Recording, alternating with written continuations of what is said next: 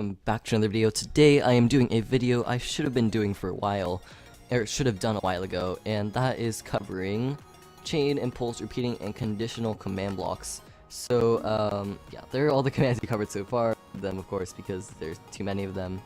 But, yeah, by the way as well, sorry if it feels like, if my pattern is off or something, I don't know. Let's see. Anyways, we obviously have gone through a lot of things, but this is an episode I should have made a really long time ago and just hadn't done yet, so I am going to go ahead and explain to you every single command block in 1.10 and how they work. So we're going to go ahead here and let's head over onto this platform since I haven't created a new platform yet, and work on this. By the way, it seems like I have a lot of energy, probably because I live streamed earlier, so if you want to see my live stream of my server, go ahead. I uploaded an unedited version. I might edit a version and upload it, but yeah, anyways, I'm going to go ahead here. Let's try and place down a command block if we can. So let's give a block. Alright, maybe it'll work now. There we go, that was weird. Alright, anyways, so the first thing is your basic command block right here. There are a couple of main aspects of it, and I'm gonna go right now. So first thing is, you have a direction to it.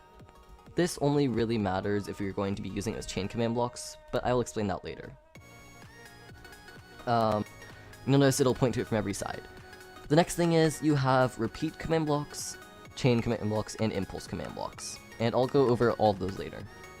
So conditional doesn't really matter with impulse, and needs redstone just has to do with whether or not it needs redstone to activate. So here's an example. If I'm using an impulse command block, usually it'll require that to activate. But if I do always active, it'll activate as soon as it works. But because it's not a repeating command block, it'll only run once. Alright, so next we're going to make this a repeating command block so we could show you exactly what that means. So if I turn on always active, you'll notice, well, test is being spammed in chat. Pretty simple. But you'll notice here, if I try and put another command block here, say test2, I can't have this go right after that, only if that was successful. It just doesn't work anyways. Kind of complicated, but anyways. So what you're going to want to do here is put in, if you want to have a chain command block. So what a chain command block does is you could create long strings of command blocks basically. So if I make this a conditional command block and set to always active, I'll go further in depth with that in just a minute. And let's make it say a test2. Now, whenever I turn that on, you'll notice for the couple seconds that the button was on, it's a test2, test2, whatever. And if I make this always active, you'll notice it'll constantly alternate them. So this is very helpful if you're making long chains because I could. Here's an example of what that might look like with a repeating command block. Test2, test3, right? And that is of course super easy to do. Didn't require any difficult stuff to make it ordered that way. Alright, so next we're going to go over conditional and always active. So chain, or of course in repeating command block, always active means that it'll just always run. That's pretty simple. Conditional is mostly when you're working with chains. When you turn it on, it means that it'll only run if the one before it just ran. So here's another example. So say I had a command block here, and you want to make sure it's facing towards the chain command block. That conditional always active is test2. So we're going to have this again as say test1. And now when we press this button, you'll notice it runs test1, test2. But if I do this as unconditional, let's see. Why did that not work? Let's see here.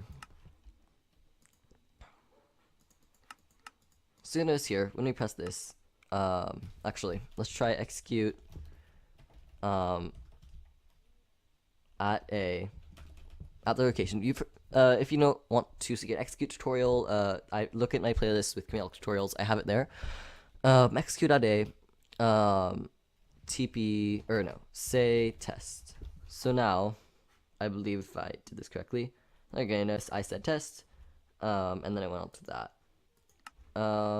So the reason conditional and always active are important is simply because, okay, if I were to have another chain command block after this, Now to have this as needs redstone, you'll notice when I activate this, it only runs test and test. Actually, I should change to test 3. It only runs test and test 2. It does not run test 3. So the reason you want always active is just simply to make sure that this will run. Now, the reason conditional is important is because say these two okay, actually let me show you a better demonstration. If I press this, it only activates the first one.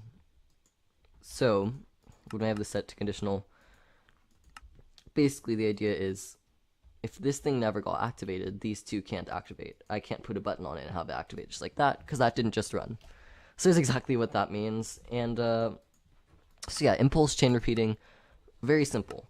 Next we have this O and X right here, and this is also very, very simple. So say I were to enable it on this. Basically the way it works, and I don't know if it's going to work right now, is it'll usually go ahead, and actually I think that I might have this game rule. Let me double check. Game rule. As a game rule, you have, I believe, it might be with command block, or maybe it's all got in commands. So if I enable that, I think, no, it wasn't. Anyways, it will usually go ahead and let you know which command ran last, and you're usually going to want that off, because basically what can happen is, well, let's just say you're going to get a fair amount more server lag if you have that on. The good news is that now I believe by default it's off. So I believe that is everything about command blocks. I know this was a shorter episode, but since I did the live stream this week, that is unfortunately the cost of it. And I will try and be getting longer episodes out sooner, but one of my biggest issues is not having enough commands to do. So what I'm going to do right now is I'm going to go ahead here. Alright guys, anyways, so essentially what I'm going to do is I'm just going to run through here the help command, so that if you see a command here, and you could just slow down through the video and kind of slowly scrub through, tell me if you see a command in here that you want me to cover that I haven't covered yet.